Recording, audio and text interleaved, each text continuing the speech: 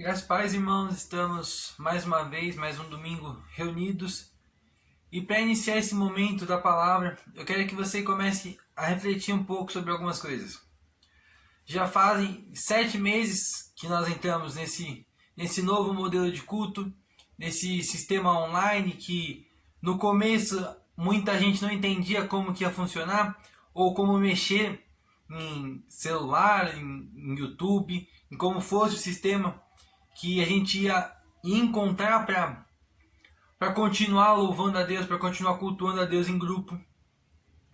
Mas nós conseguimos, nós permanecemos firmes cultuando a Deus. Só que talvez chegando no momento, já fazem 7 meses que nós estamos em um novo modelo de culto, fazendo culto online. Talvez você tenha chegado no momento em que isso já virou uma rotina, que isso não tem um impacto maior sobre a sua vida, que isso não prende mais a sua atenção como prendia anteriormente.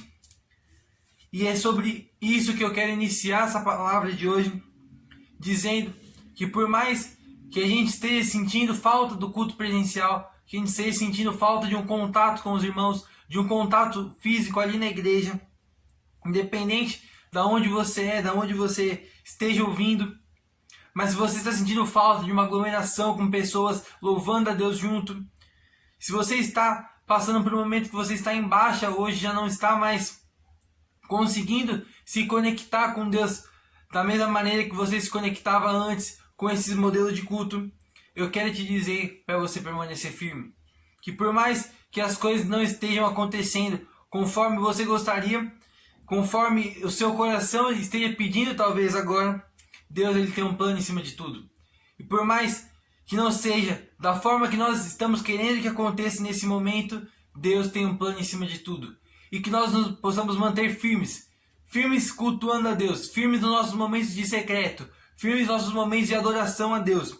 Por mais difícil que seja em alguns momentos, por mais complicado que seja em alguns momentos, para iniciar a palavra de hoje eu quero te dizer que você precisa permanecer firme com Deus. Você precisa permanecer conectado com Deus. E isso não depende da igreja. Isso não depende dos seus pastores, dos seus líderes. Seja lá de onde você for. Isso não depende de ninguém a não ser você. Você buscar a presença de Deus depende somente de você. E Ele é fiel e justo. A presença dEle é real e constante assim que nós buscamos ela. Então, iniciando a palavra de hoje, eu quero que você quebrante o seu coração e deixe o Espírito Santo te tocar e dizer o que Ele tem para nós no dia de hoje. Nós vamos continuar o estudo no livro de Oséias. Iniciamos semana passada. E hoje, no capítulo 2, eu vou estar fazendo uma leitura um pouco extensa. Oséias 2, do versículo 9 até o versículo 20. Lembrando que semana passada nós vimos que Oséias casou com uma mulher que era prostituta, Oséias se casou com ela, porque Deus mandou Oséias se casar com ela, Oséias teve filhos com ela, e agora no capítulo 2 nós vamos ver que essa esposa de Oséias, Gomer, ela preferiu voltar às coisas antigas da vida dela. Ela preferiu voltar ao passado dela e traiu Oséias. Voltou aos seus amantes, voltou à vida de prostituição, e acabou cometendo adultério contra Oséias. E é nesse momento que nós vamos iniciar a leitura, que Oséias, mesmo sendo traído, mesmo vendo sua esposa voltar à prostituição, voltar às coisas da vida anterior dela, Oséias continuou amando Gomer de uma forma gigantesca. E Oséias ele começa a planejar o que ele deve fazer para recuperar sua esposa, para trazer sua esposa de volta. E a partir do versículo 9 nós vamos estar vendo o que está passando na mente de Oséias. Portanto, tornarei a tirar o meu grão a seu tempo e o meu mosto no seu tempo determinado. E arrebatarei a minha lã e o meu linho com que cobriram a sua nudez. E agora descobrirei sua vileza diante dos olhos dos seus amantes, e ninguém a livrará da minha mão. E farei cessar todo o seu gozo, as suas festas, as suas luas novas e os seus sábados, e todas as suas festividades. E devastarei a sua vide e a sua figueira, de que ela diz: esta é minha paga que me deram os meus amantes. Eu, pois, farei delas um bosque, e as feras dos campos as devorarão. Castigá-la-ei pelos dias dos Balaíns, nos quais lhe queimou incenso, e se adornou dos seus pendentes e das suas joias, e andou atrás dos seus amantes, mas de mim se esqueceu, diz o Senhor. Portanto, eis que eu a trairei, e a levarei para o deserto, e lhe falarei ao seu coração.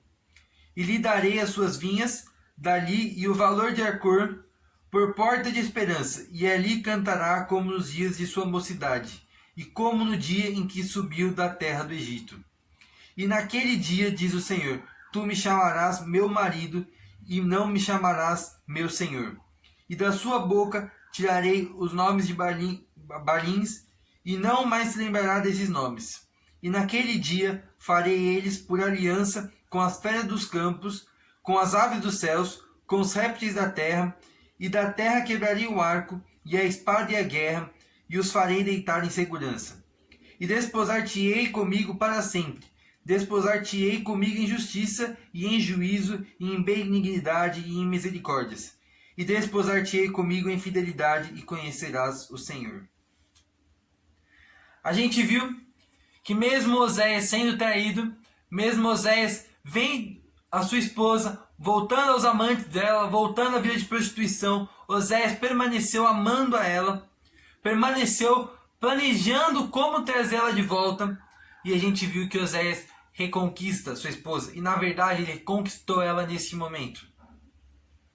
O livro de Oséias, ele sempre vem trazendo uma referência do relacionamento de Oséias e sua esposa com o relacionamento que nós temos com Jesus, nós como igreja temos com Jesus. E Gomer fazendo o papel da igreja e Oséias o papel de Jesus. Nós vimos que Oséias, ele amou incondicionalmente sua esposa. O mais sensato ali, o mais normal ali, seria Oséias deixar sua esposa para lá. Ele não precisava daquela esposa. Ele não precisava de Gomer. Oséias não precisava dela. Oséias não tinha nenhuma necessidade física de Gomer, a não ser o amor que Oséias desenvolveu por ela. E Oséias tirou ela de um meio de prostituição, tirou ela de um meio de pecado, tirou ela de um meio ambiente ruim e deu para ela uma estabilidade. Oséias deu para ela uma oportunidade de mudar de vida, de melhorar sua vida. E eles se casaram, tiveram filhos, e mesmo depois de tudo que Oséias fez por ela, ela preferiu voltar à sua vida anterior, voltar às coisas do passado dela, voltar à prostituição. E Oséias vendo aquilo, vendo sua esposa partir, ele começa a planejar o que ele deve fazer para recuperar sua esposa. E no momento que passa na mente de Oséias, um dos planos de Oséias é impedir ela de permanecer perto dos seus amantes. Oséias tira algumas coisas de Gomer. E quando Gomer está necessitada, quando Gomer está aflita, Oséias chega até ela, reconquista ela, e a partir dali, nós vimos no versículo 16, que Gomer não chamaria mais Oséias de senhor, mas sim de marido, porque ali ela encontrou o amor de Oséias. E da mesma forma que a Bíblia coloca Oséias e Gomer fazendo uma referência à igreja e a Jesus, também fazendo uma referência a Israel e a Deus. Que Israel estava se desviando da idolatria, estava se desviando ao pecado, e por mais que Deus estivesse vendo Israel se desviar, estivesse vendo Israel se afastar dele, Deus continuou amando incondicionalmente Israel. E permitiu algumas coisas ruins acontecer com Israel. E no final de todas as coisas ruins que aconteceu com Gomer, no final das coisas ruins que aconteceu com Israel, tanto um, tanto o outro encontrou de fato o amor. Gomer encontrou o amor de Oséias, Israel encontrou o amor de Deus, e nós como igreja encontramos o amor de Jesus. Por mais que nós estamos vendo algumas coisas acontecer ruins na nossa vida em alguns momentos, nós estamos vendo coisas que nós não queríamos que acontecessem. No final dessas coisas, eu garanto que nós iremos enxergar o amor de Jesus. Da mesma forma que depois de tudo de ruim que acontece com Israel, por causa do seu pecado, que nós vamos estar vendo mais pra frente as coisas que vão acontecer com Israel. E da mesma forma que Gomer passou por problemas, por se afastar de Oséias, por se desviar do caminho que Oséias estava colocando para a vida dela. Por mais que nós nos desviamos, por mais que nós queremos voltar muitas vezes para a nossa vida do passado antes de encontrar Cristo, e nós passamos por problemas por causa desses nossos erros, por causa dessas nossas atitudes erradas. Por mais que tudo isso possa acontecer, no final, eu garanto, nós iremos enxergar em tudo que aconteceu o amor de Jesus. Tudo que acontece é o amor de Deus. O título que eu coloquei para a mensagem de hoje é Deus nos ama em tudo. Deus não nos ama simplesmente quando acontece algo bom na nossa vida. É muito fácil falar que Deus nos ama quando nós recebemos uma bênção. Quando tem uma bênção caindo sobre a nossa vida, é muito fácil falar Deus é bom, Deus me ama. Mas Deus não nos ama somente nas bênçãos físicas aparentes. Deus nos ama em todos os momentos. Em tudo que está acontecendo na nossa vida, Deus nos ama. Se está acontecendo é porque Deus permitiu. E se Deus permitiu é porque é bom para a nossa vida, porque Ele nos ama. Muitas coisas nós fazemos que não era plano de Deus, mas nós por sermos irresponsáveis, por sermos pecaminosos nós fazemos. Mas isso não nos afasta de Deus, não afasta o amor de Deus. Isso não afasta o amor de Deus da nossa vida em momento algum. Nós passamos por problemas, nós passamos por dificuldades, mas nisso está o amor de Deus. Apesar de tudo, de aflição que nós podemos passar, de qualquer dificuldade que nós podemos estar passando, é o amor de Deus agindo. E lembrando, no capítulo 1, os filhos de Oséias, cada um deles tinha um significado no nome deles. Gisriel, um dos filhos dele, significa... E o nome dos filhos de Oséias, quem escolheu o nome dos filhos de Oséias foi o próprio Deus. Que significa isso? Que em tudo que acontece na nossa vida, em todas as dificuldades que acontecem na nossa vida, em todos os problemas que acontecem na nossa vida, em todas as alegrias que acontecem na nossa vida, tudo tem um significado.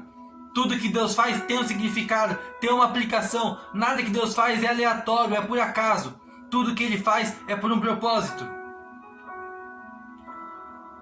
Dessa mesma forma, na nossa vida, tudo que acontece, Ele tem um propósito.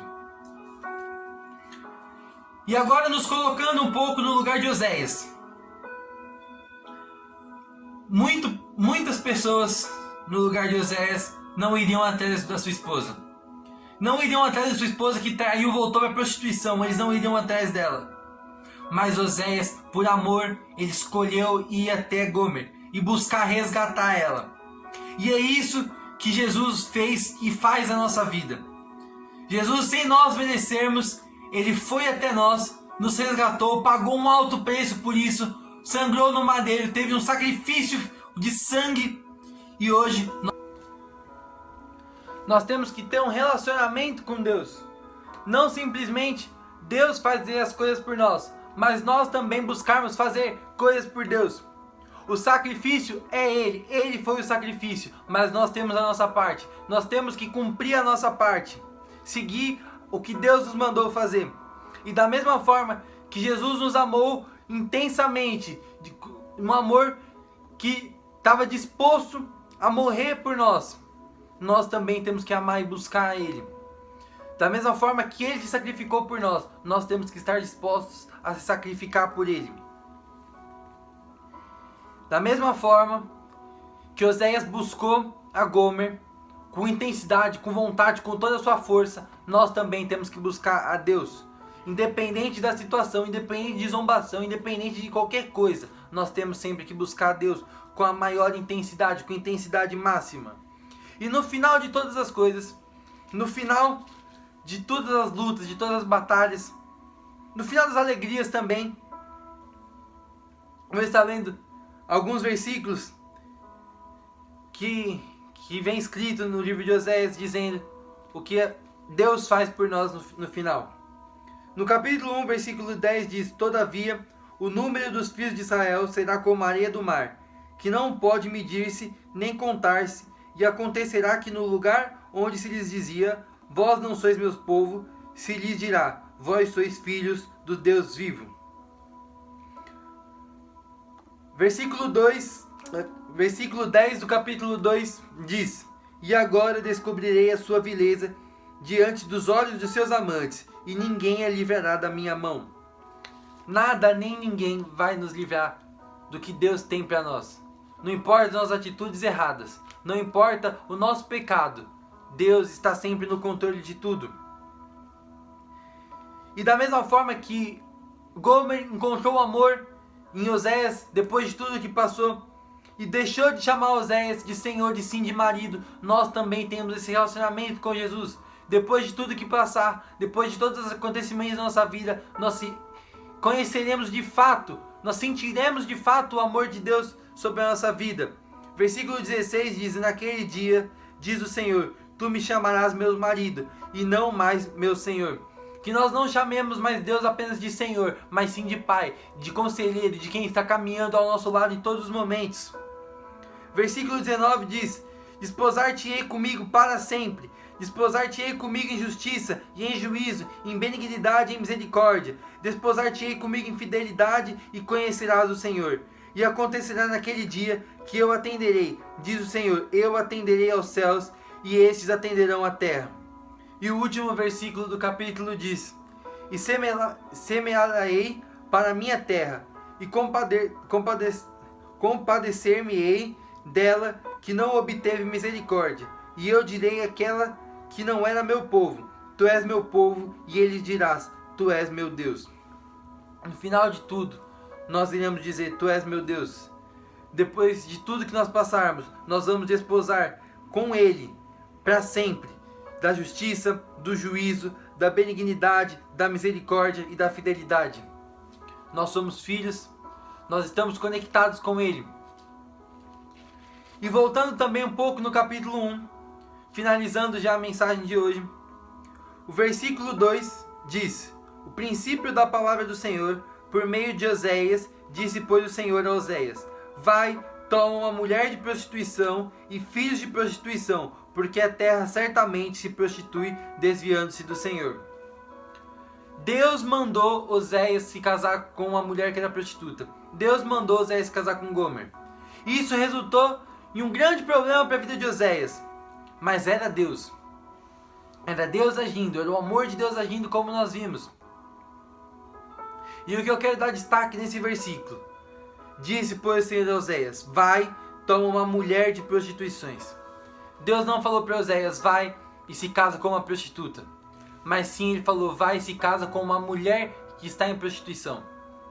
Antes dela ser uma prostituta, ela era uma mulher. Deus não olhou para ela como uma prostituta, mas sim como uma mulher. Antes de enxergar o pecado dela, Deus enxergou ela como uma mulher. E Ele faz a mesma coisa com nós. Antes de enxergar o nosso pecado, antes de enxergar o nosso erro, Ele nos olha pelo que nós realmente somos, filhos. Nós somos filhos amados. E da mesma forma que Ele olhou Gomer como uma mulher e não como uma prostituta, Ele nos olha como filhos e não como pecadores. Finalizando a mensagem, concluindo, nós passamos por alegrias, passamos por tristezas, nós somos inconstantes em tudo que nós fazemos muitas vezes. Mas em tudo que está acontecendo, é o amor de Deus agindo. E no final, eu garanto que no final de tudo que nós estamos passando, nós iremos encontrar tudo isso que nós vimos. Para sempre desposar-te-emos da justiça, do juízo, da benignidade, misericórdia e fidelidade. No final de tudo, Deus nos proporcionará tudo isso. No final de tudo, mais ainda, nós iremos sentir de fato a presença dEle. Nós iremos sentir de fato o amor dEle. Nós teremos momentos em secreto com Ele. Nós teremos um contato real com o Espírito Santo. E o Espírito Santo agirá mais ainda sobre a nossa vida. Depois de tudo que nós passarmos, depois da luta, depois das batalhas, depois da dificuldade, depois de tudo isso, nós sentiremos de fato a presença e o amor dEle sobre a nossa vida. Às vezes, para a gente sentir Deus, a gente precisa de um chacoalhão. E Deus, Ele vem e chacoalha. Mas o chacoalhão dEle é por amor. É mais a maior prova de amor de Deus que nós vemos hoje é o chacoalhão, porque não é fácil para Deus nos ver sofrendo muitas vezes, mas nós precisamos sofrer às vezes. Nós precisamos de um chacoalhão de Deus, para Deus nos moldar, para Deus nos moldar da forma que Ele tem para nós, da forma que Ele vê a nossa vida. E nós seguimos. Nós devemos seguir sempre, firmes e fiéis ao plano que Ele colocou para nossa vida. Por mais que não seja aquilo que nós queremos, por mais que não seja aquilo que nós sonhávamos, nós temos que ser gratos por ouvir a voz dele. E se nós ouvirmos a voz dele, independente se é sim ou se é não, ou ainda não, nós devemos ser gratos por estarmos ouvindo a voz do Deus vivo.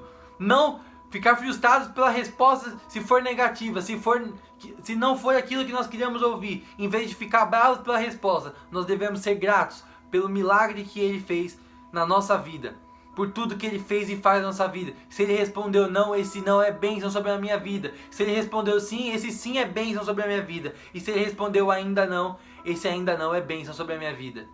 Vou finalizar a mensagem de hoje orando.